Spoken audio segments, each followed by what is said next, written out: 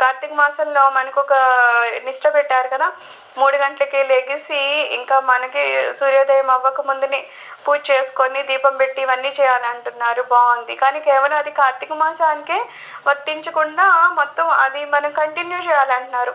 సంవత్సరాంతం అలాగే చేయాలి. బ్రహ్మముహూర్తంలో లెగడము, ఎంచక్క ఒక దీపం పెట్టడము, స్వామివారిని పూజించడము, ఇలా రోజు చేయాలి. అయితే స్వామి ఏమంటారు, పూజ కంటే జపం గొప్పది. ఆ పూజ చేయడం మనం నేర్చుకుంటాము, ఆ తర్వాత దానిలోంచి మనం జపంలోకి దిగుతాం అనమాట. జపం చేసుకునేటప్పుడు ఏమవుతుంది, మనసా వాచ కర్మణ మనం ఒకలాగా దాన్ని మూడింటిని కంట్రోల్ చేసి నామాన్ని జపించడానికి ప్రయత్నం చేస్తాము.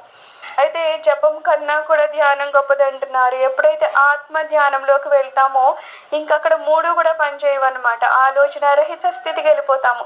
ఎక్కడైతే ఆలోచన రహిత స్థితి ఉందో, ఎక్కడైతే ఎరుక అనేది ఉంటుందో అదే భగవంతుడు అని చెప్తారనమాట. సో నువ్వు పూజలోంచి జపంలోకి, జపం నుంచి ధ్యానంలోకి, ధ్యానం నుంచి భగవాన్ని చేరుకోవడానికి ఒక మార్గం ఏర్పరచుకొని అలా మనం వెళ్తూ ఉండాలి. కానీ ఇంకా కనీసం పూజ కూడా రాదు అంటే అది కష్టం కదా.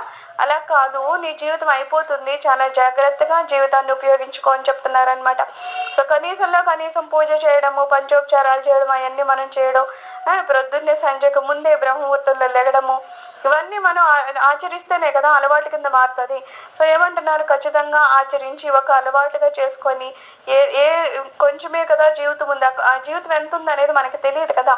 కాల వ్యవధి మనకి తెలియదు, అది ఎలా గడిచిపోతూ ఉంది. మనం అది ఉపయోగించుకోకపోయినా కాల వ్యవధి అయితే వెళ్ళిపోతుంది.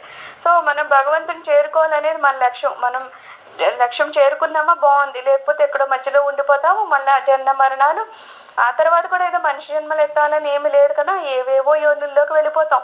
అప్పుడు ఏం చేసుకున్నట్టు, మన జీవితాన్ని ఉపయోగించుకున్నట్ట కాదు కదా, దుర్వినియోగం చేసుకున్నాం అనమాట. ఏదో ఎవరో మంచి బంగారాన్ని ఇస్తే మనకి దాని విలువ తెలియకుండా అలా బయటపడేసుకున్నాం అనుకో, దానివల్ల బంగారానికి విలువ లేదు, మనకి విలువ లేదు కదా. అలాగా మన జీవితం భగవంతుడు ఇచ్చాడు.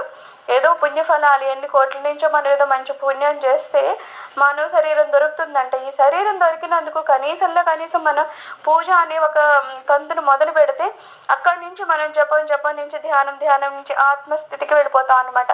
సో ఇలా వెళ్ళడం నేర్చుకోవడానికి ఇది మానవ శరీరం తప్పితే ఏదో తిన్నాము, దొరికింది ఏదో తింటున్నాము, ఏదో ఉంటున్నాము, ఏదో మాటలు చెప్పుకుంటున్నాము అనుకుంటే ఏం చేస్తున్నట్టు, మన మూర్ఖులు అన్నట్టు, అవివేకులు అన్నట్టు, మనం ఎటువంటి తెలివితేటలు ఉపయోగించుకోవడం లేదన్నట్టు అనమాట.